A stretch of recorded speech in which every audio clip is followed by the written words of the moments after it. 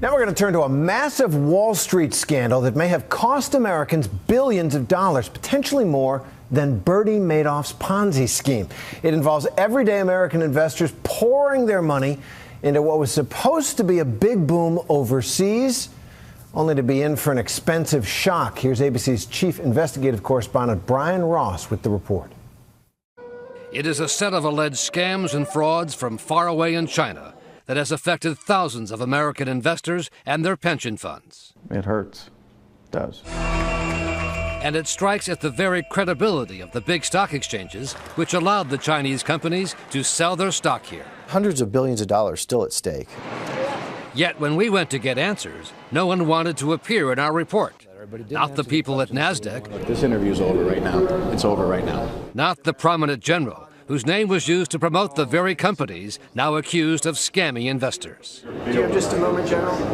No. And certainly not some of the accused scammers halfway around the world. With a fish camera. No camera. No camera. What they don't want to talk about is the sort of thing that was going on or not going on at this factory in rural China, where American investors were told huge quantities of biodiesel fuel were being produced every day.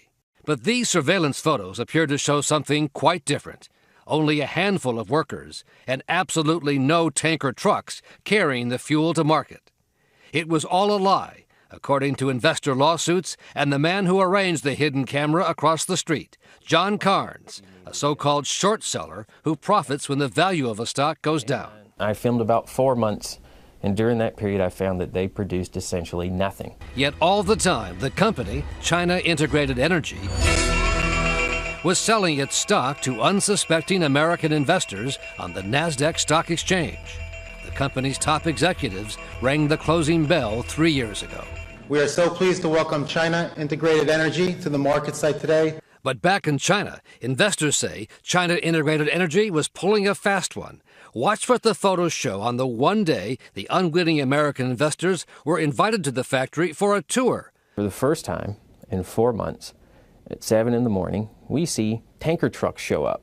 And then at precisely 9:45, the